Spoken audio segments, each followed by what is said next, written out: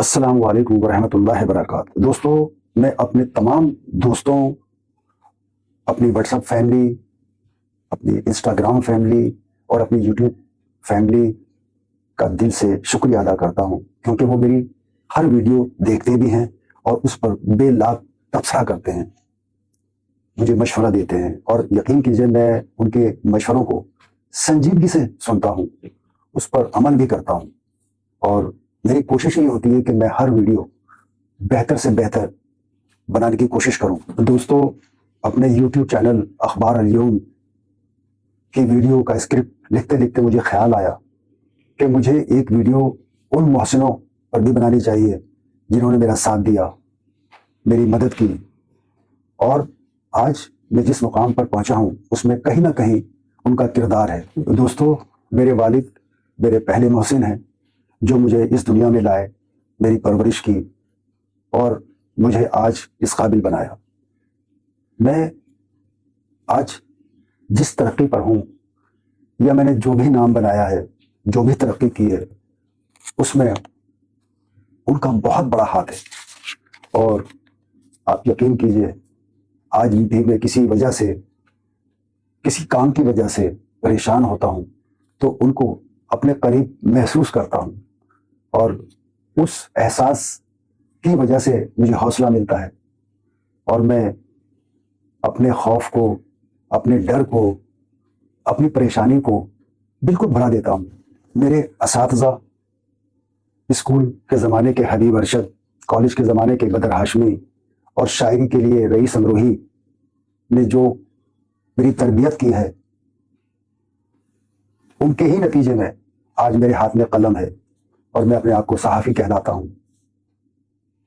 جب ہم کراچی آئے اور میں نے نوائے وقت میں ملازمت کی اور باقاعدہ صحافت میں قدم رکھا، تو یہاں ہمایوں ادیب، سلطان شاہد، سجاد میر، بچن لغاری، نذیر لغاری اور حاجی احمد مجاہد کا تعاون مجھے حاصل رہا، اور میں نے ان سے بہت کچھ سیکھا۔ میرے سسر، جنہوں نے اپنے لخت جگر کو میری بیوی بنایا، جو آج میرا گھر سنبھال رہی ہے، میرے دکھ درد کا ساتھی ہے، میری مشیر ہے، اور یقین کیجئے مجھ سے زیادہ سمجھدار ہے، اور میں دعا کرتا ہوں کہ اللہ تعالیٰ اسے ہمیشہ تندرست اور صحت مند رکھے۔ اپنا اخبار نکالنے کا وقت آیا تو مجھے فکر ہوئی کہ اس کے خرچات کیسے پورے ہوں گے، کیونکہ اس وقت میرے کوئی ذرائع نہیں تھے، اور نہ ہی میرے پاس کوئی اتنا بجٹ تھا یا جمع پونجی تھی۔ میں یونائٹڈ کنگ کے حسین بھائی کو کیسے بھول سکتا ہوں کہ انہوں نے اخبار دیکھے بنا ہی، اخبار نکلنے سے پہلے پورے سال کے لیے اپنے ادارے کا اشتہار دیا، اور نہ صرف اشتہار دیا بلکہ اس کی پیمنٹ بھی ایڈوانس کر دی کیش کے اندر۔ کچھ دوست میرے اعتراض کرتے ہیں کہ آپ ہر ویڈیو میں یونائٹڈ کنگ کے مالک حسین کا ذکر کیوں کرتے ہو؟ تو کیوں نہ کروں؟ میرے والد کہتے تھے، اقبال امام، اگر کوئی شخص 1 روپے کا بھی تمہیں فائدہ پہنچاتا ہے تو وہ تمہارا محسن ہے، تمہارا دوست ہے، تمہارا ہمدرد ہے، تمہیں اسے یاد رکھنا چاہیے۔ اور جو لوگ اپنے محسنوں کو بھول جاتے ہیں وہ زندگی میں کبھی کامیاب نہیں ہوتے۔ انڈس موٹر کے مالک فرحاد زیدی نے بھی اخبار نکلنے سے پہلے ہاف پیج کلر ایڈ دیا، جس پہ کافی اخبار والوں نے اعتراض کیا تھا اور کہا تھا کہ ابھی اخبار نکلا ہی ہے تو آپ نے اتنا بڑا اشتہار کیسے دے دیا۔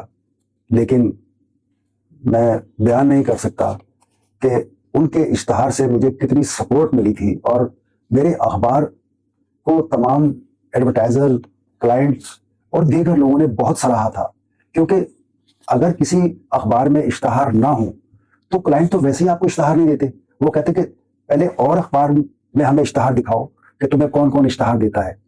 تو سوزوکی موٹر کے کیپٹن بشیر، اللہ ان کو کروٹ کروٹ جنت نصیب کرے، انہوں نے تو حد ہی کر دی تھی کہ جو بھی کمپین بنتی تھی سوزوکی کی، کسی کا نام ہو یا نہ ہو، میرے اخبار کا نام ضرور ہوتا تھا۔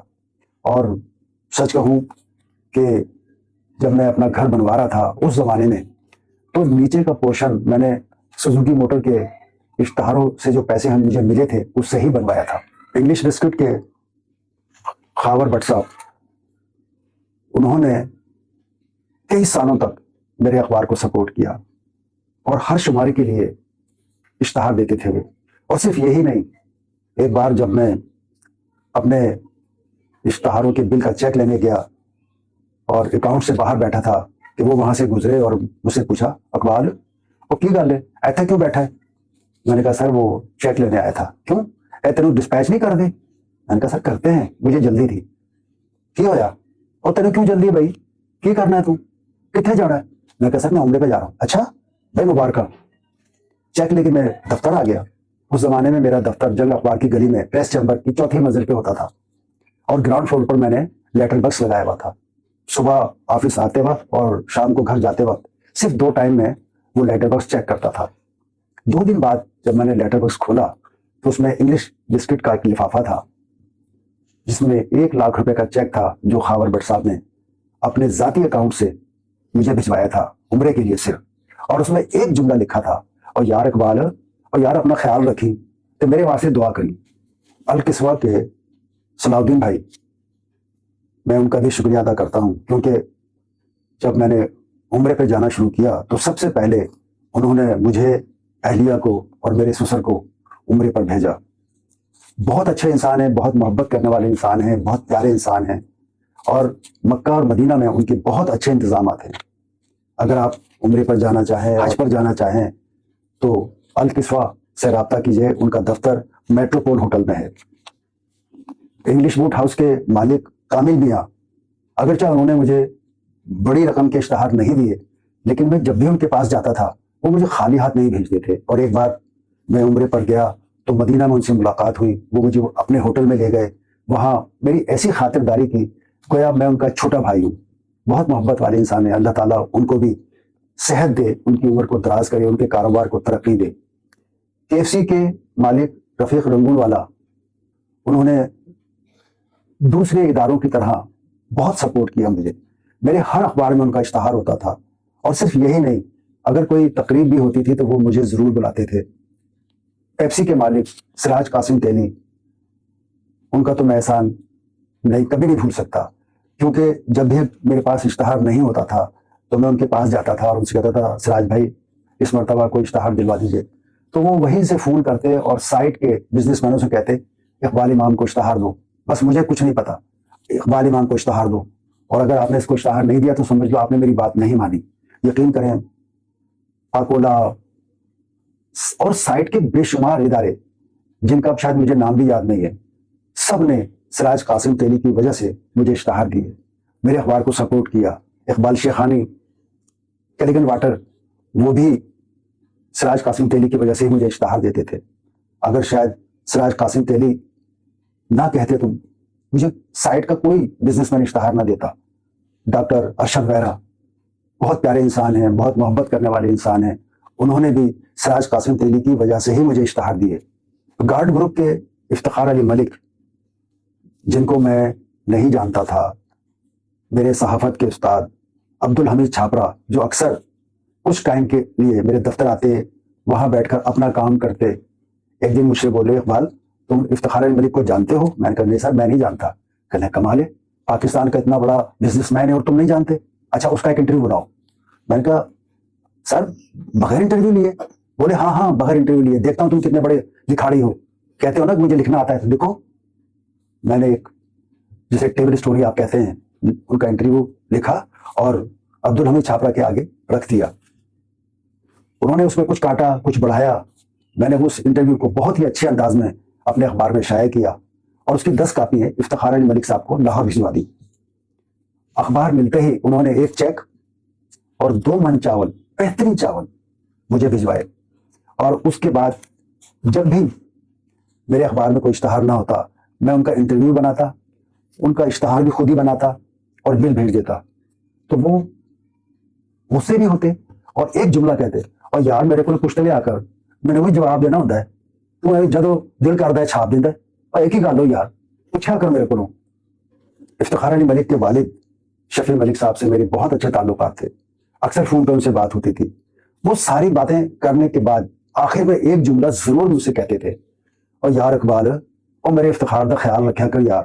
سعودی سفیر عبدالعزیز الغدیر اور سعودی کونسل جنرل فالح محمد الروحیلی اور وائس کونسل جنرل عبید اللہ الحربی جو بعد میں کونسل جنرل بھی بن گئے تھے مجھے شاہی مہمان کے طور پر حج پر بھیجا اور کئی عمرے کرائے. اور جب میں حج کر آیا تو سعودی سفیر عبدالعزیز الغدیر نے مجھے ٹکٹ بھیجا اور اسلام آباد بلوایا اور بہت عزت کی میری, بہت محبت سے, بہت پیار سے مجھ سے بات کی انہوں نے.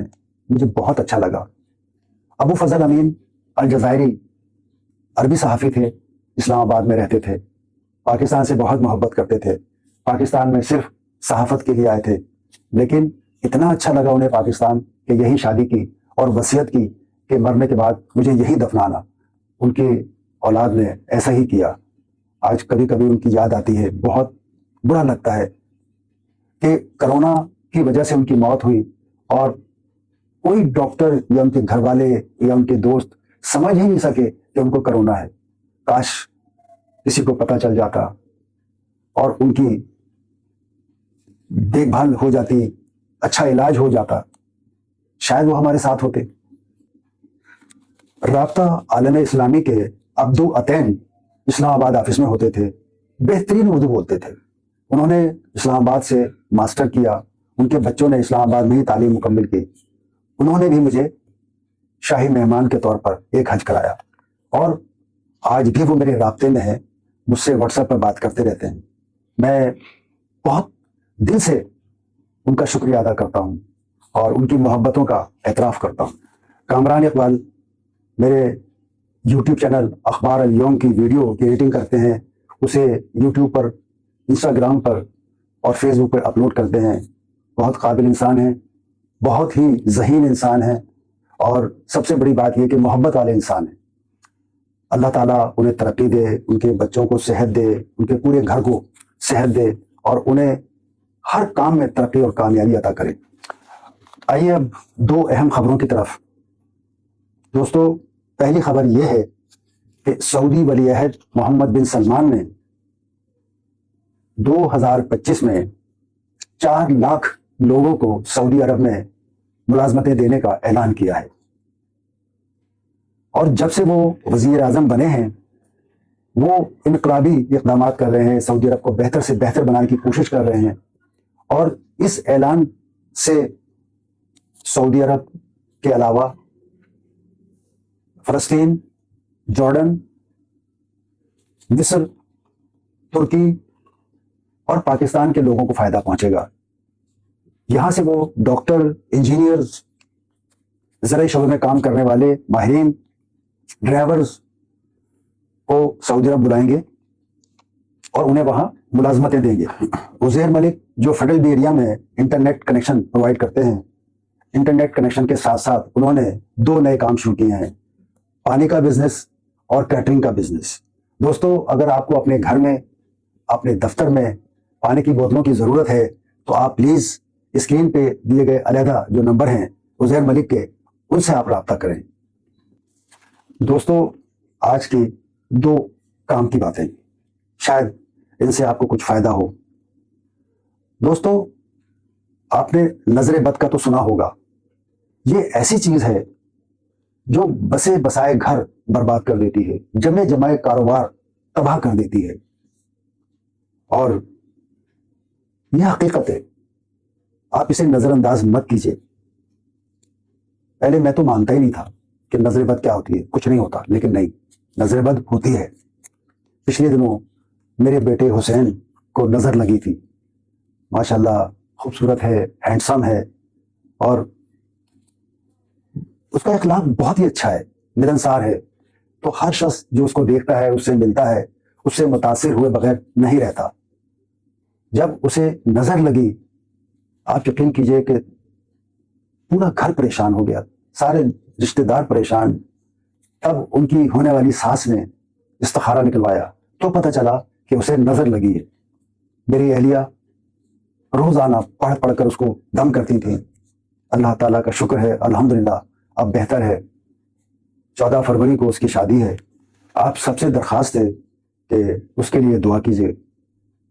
وہ بہت پیارا بچہ ہے.